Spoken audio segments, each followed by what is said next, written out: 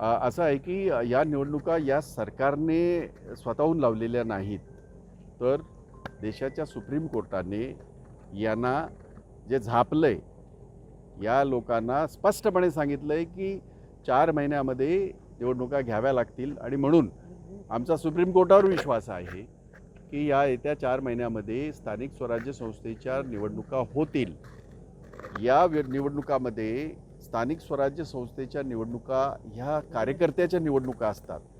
मी मुंबईची जर गोष्ट सांगितलं तर आपल्याला माहिती आहे की 227 कॉर्पोरेटर निवडून जातात. त्यामुळे कार्यकर्ता वर्षानुवर्षे जो काम करतो, झेंडा खांद्यावर घेऊन काम करतो, तर या निवडणुकांची वाट बघतो. आणि म्हणून मी माजी अध्यक्ष म्हणून, आमच्या अध्यक्ष वर्षा गायकवाड असतील किंवा आम्ही सगळ्यांचं आमचं मत असं आहे की ही लढाई ह्या स्थानिक स्वराज्य संस्थेच्या निवडणुका आम्ही स्वबळावर लढायला पाहिजे, कारण कार्यकर्त्यांना सगळ्यांना न्याय देता येत नाही विकास आघाडी महाविकास आघाडीमध्ये लढताना. पण जर उद्या वरच्या नेत्यांनी, सगळ्या आमच्या मोठ्या नेत्यांनी, दिल्लीच्या नेत्यांनी किंवा महाविकास आघाडीच्या घटकाच्या नेत्यांनी जर ठरवलं एकत्र लढायचं, तर मग आम्ही नक्कीच लढू. दुसरीकडे ठाकरे बंधूंच्या एकत्र येण्याची चर्चा देखील गेले काही दिवस रवलेली आहेत. आता शिंदेचे काही नेते देखील राज ठाकरे यांना भेटत आहेत. काय वाटतं एकंदरीत त्यांची युती संदर्भात किंवा काय? नाही, हे फक्त आणि फक्त राज ठाकरेच सांगू शकतात. याच्या बाबतीमध्ये बाकी तर तुम्ही करू नका, मीही करू नये, मी करणारच नाही. कारण त्यांचा एक पक्ष आहे, त्यांनी काय करावं हे त्यांनी ठरवायचं. मी सांगून ते काही माझं ऐकणार आहे असा विषय नाही. त्यामुळे मला असं वाटतं की आत्तापर्यंतचं यांची राज ठाकरेंची जी जर भूमिका बघितली आपण, त्यांनी कधीतरी सपोर्ट केला आहे, यांना भाजपला सपोर्ट केला आहे, मोदींना सपोर्ट, कधीतरी त्यांच्या विरोधात बोलले. त्यामुळे हे राज ठाकरेच सांगू शकतील की ते काय करणार आहेत ते. दुसरीकडे दोन्ही राष्ट्रवादी एकत्र येण्याच्या चर्चा देखील रंगलेल्या पाहायला मिळतात. त्यांची दोन्हीकडच्या नेत्यांची जर विधानं पाहिली तर तशा चर्चा सध्या राजकीय वर्तुळात आहेत. त्या संदर्भात काय सांगू? पवारसाहेब आणि अजितदादाच सांगू शकतील परत एकदा, कारण माझा पक्ष फुटलेला नाही, काँग्रेस पक्ष फुटलेला नाही. ह्या सगळ्या वादळांमध्ये बाकी पक्ष इकडे तिकडे झाले. काँग्रेस पक्षाला 140 वर्षे झाली आणि काँग्रेस पक्ष फुटलेला नाही, राष्ट्रीय पक्ष आहे आमचा. त्यामुळे ते जर एकत्र आले चांगलंच आहे, कारण आम्ही महाविकास आघाडीमध्ये आहोतच.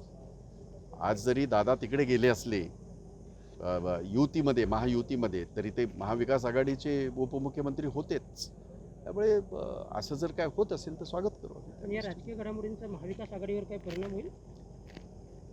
नाही, महाविकास आघाडीवर कशाला परिणाम होईल? कारण ज्याच्या काय आहे की प्रत्येकाची बलस्थानं आहेत.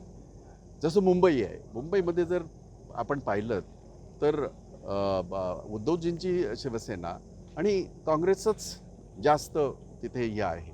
ठाण्यामध्ये जर आपण पाहिलं तर ठाण्यामध्ये सुद्धा उद्धवजींची सेना, आणखीन राष्ट्रवादीचं तिथे वर्चस्व आहे. त्यामुळे प्रत्येक ह्याच्यामध्ये स्थानिक स्वराज्य संस्थेमध्ये वेगळी वेगळी समीकरणं होण्याची शक्यता आहे. त्यामुळे अर्थात एकत्र लढण्याने एकमेकांचा फायदाच होईल असं मला वाटतं. भारत पाकिस्तानचे युद्ध झालं त्याच्यानंतर जे हल्ले झाले पाकिस्तानवर, त्याबाबतीत आता राजकारण होताना दिसतं आहे, आरोप प्रत्यारोप कसं बघता येईल? नाही, माझं तर म्हणणं असं आहे की एवढी मोठी घटना घडते आणि किती आतंकवाद्यांना मारलं, ज्यांनी आमच्या नागरिकांना वेचून वेचून मारलं, तर मग ही शस्त्रसंधी कशी?